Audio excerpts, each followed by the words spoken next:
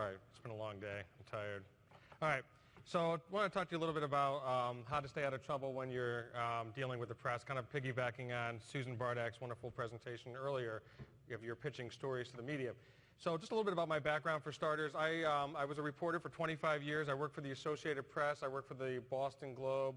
I've covered crime, politics. That's sometimes the same thing around here. I've covered sports. And then I came up to work for the Business Review for a dozen years.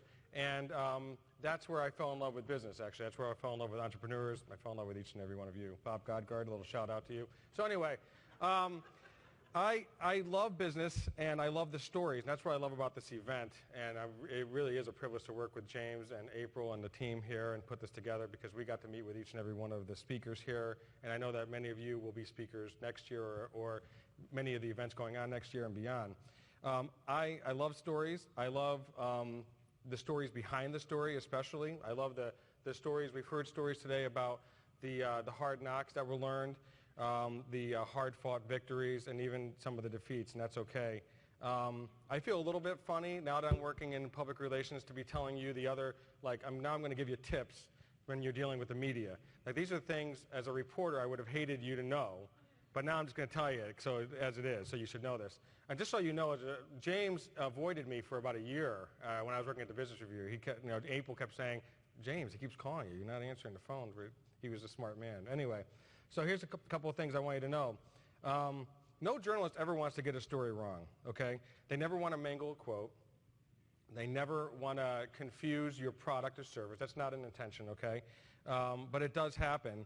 And I was wondering, well, for starters, I guess, has anybody here ever been misquoted or had something in the news that was not quite right about your service? Okay? Hopefully I didn't do that, okay?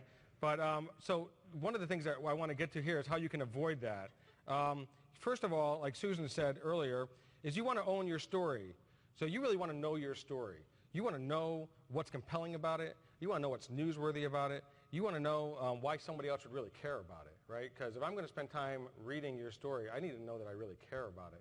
So you need to know that. So that's why timing, and Susan really hit that good, is, timing is everything. So maybe you don't have that compelling story yet, too. So you want to know that. And you want to have all your ducks in a row before you engage with the ladies and gentlemen of what we call the Fourth Estate. So here are a few takeaways for you. First, think twice before talking to a reporter. That's the thinker there. So think twice before talking to a reporter. Now, it has a double meaning, of course. Think twice. Number one, really, you need to think about, like, do I really want to talk to a reporter?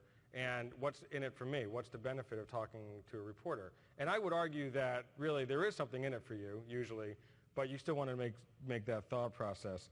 Then you want to know what the key points are that you want to drive home. You want to know what you want to say before you say it. Now, that's easier said than done, and I don't do that, by the way.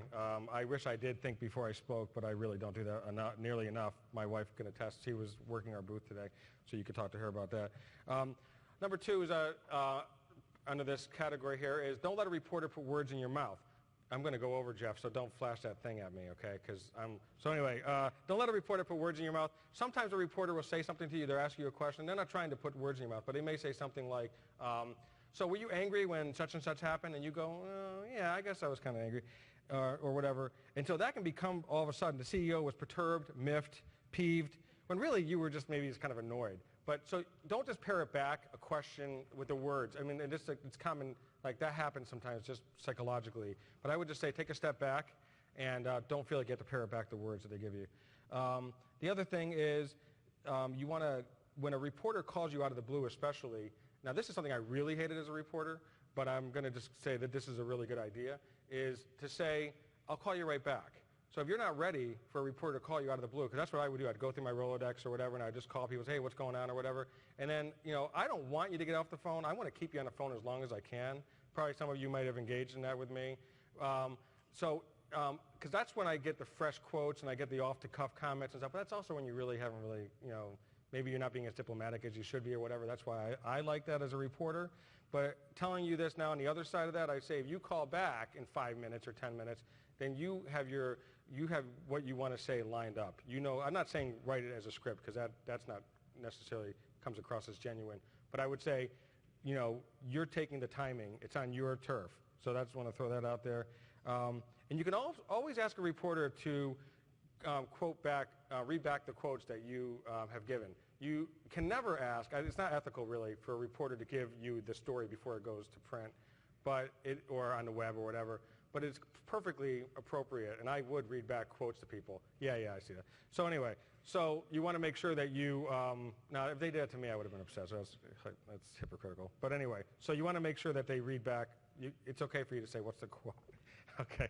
Number 2, avoid TMI syndrome. That means not too much information. There's no proverb. There's a proverb that says, many words leads to ruin. And so if you really want to confuse a reporter, go on and on and on about things and get really complicated and stuff, and then you can be pretty much guaranteed that something will get messed up unintentionally. So I would say have a point. Most newspaper stories, news online stories, even television stories, it's about one idea. So let's stick with the idea. And lastly, no lies. Never lie, never mislead, never twist or shade the truth. Your mother is right about this one. It's really important that you don't make wild projections that you know aren't based on reality, that you overstate earnings. I'm not looking at you guys anymore. You're not overstating earnings or hiring plans, all that stuff. I had a guy one time when I first started working at the Business Review. He goes, "Are you going to make me look like a 3-person company?" I go, "Well, you are a 3-person company." He goes, "Well, I don't want to look like a 3-person company." So anyway, and so that's that. All right. Now I have the map info. I have the map info. All right, that's it. So always tell the truth. All right. Now I'm going to do a thing of, this is a twist now. Now we're moving into the map info story, and this is going to be very short. I want to introduce the Tech Valley success story. It really is a true success story. It was wonderful to cover them, and they never lied to me, by the way, that I'm aware of. They were started by RPI students in 1986. They went on to become a publicly traded company, and then they were acquired by Pitney Bowes in a deal that was valued at nearly $500 million. For years, we used to use MapInfo as a yardstick for measuring other startups. We'd always say, who's the next MapInfo? And that is a really great question even to this day. So with that, we're going to watch a video on the founding and the many, many pivots that MapInfo took to have that success. Roll tape.